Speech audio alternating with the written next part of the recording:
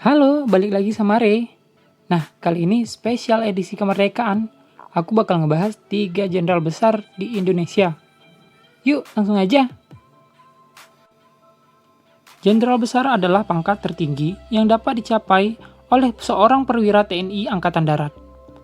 Pemberian pangkat ini hanya untuk perwira-perwira yang sangat berjasa. Selebihnya, pangkat jenderal 4 bintang yang biasanya dicapai oleh perwira-perwira tinggi.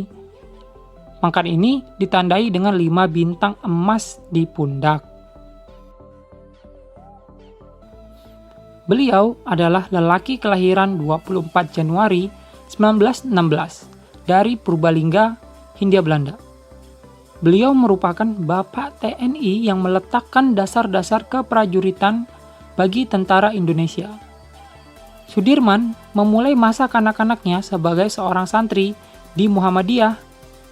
Ia juga mengikuti kegiatan kepanduan atau semacam pramuka yang dimiliki oleh Muhammadiyah yang bernama Hizbul Wathan.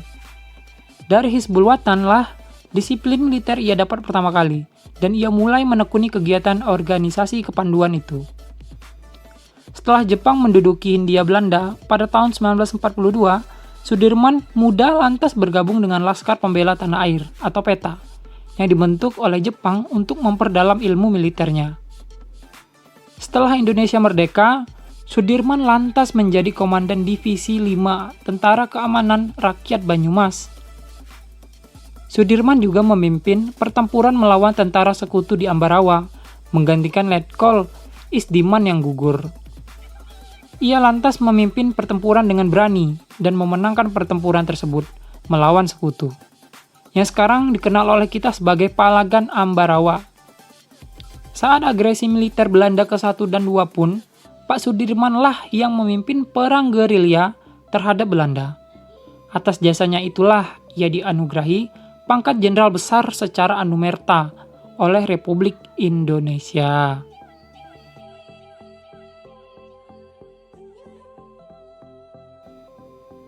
Jenderal Nasution lah yang memerintahkan untuk memadamkan api pemberontakan Partai Komunis Indonesia atau PKI di Madiun tahun 1948 dengan mengirim tentara ke sana untuk menumpas PKI. Jenderal Nasution merupakan perwira yang pertama kali menginjakkan kakinya di bumi Irian Barat yang telah direbut oleh Indonesia dan melakukan upacara pengibaran bendera merah putih di sana. Saat gerakan 30 September dimulai, ia merupakan sasaran utama perwira militer yang harus dibunuh. Namun ia lolos dari usaha itu. Namun, putrinya dan ajudannya yaitu Letu Pierre Tandean yang menjadi korban.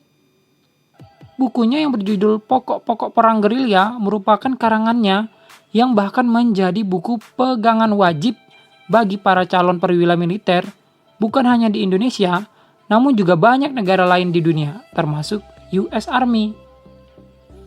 Atas jasanya, ia dianugerahi gelar kehormatan Jenderal Besar pada tanggal 5 Oktober 1997 saat ulang tahun TNI.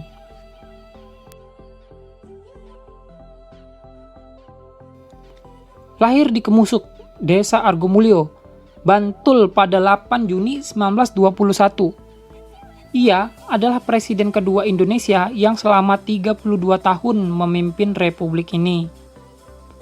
Karir militernya dimulai ketika ia bergabung dengan KNIL. Setelah Jepang menduduki Hindia Belanda, ia lantas masuk PETA. Soeharto juga turut serta dalam serangan umum 1 Maret atas inisiatif Sri Sultan Hamengkubuwono ke-9. Soeharto memimpin Brigade ke-10 yang menjadi bala tentara utama saat melakukan serangan 1 Maret ke Yogyakarta. Bukan hanya itu, prestasi fenomenalnya ialah ketika Soeharto ditunjuk oleh Soekarno sebagai Panglima Komando Mandala untuk merebut Irian Barat dari tangan Belanda. Dan juga ialah yang memberantas gerakan 30 September PKI yang saat itu sedang merongrong kedaulatan Indonesia untuk menggantikan Pancasila sebagai ideologi bangsa. Soeharto mendapat gelar kehormatan Jenderal Besar bersama A.H. Nasution pada tanggal 5 Oktober 1997. Nah, itulah 3 jenderal besar yang pernah ada di Indonesia dan sangat berjasa besar bagi kemerdekaan Indonesia. Mari kita bangun bangsa yang telah ditinggalkan mereka menjadi lebih kuat lagi. Mari bersatu dalam Bhinneka Tunggal Ika. Oh iya, jangan lupa subscribe, like, komen, dan share ya. Sampai berjumpa lagi. Terima kasih.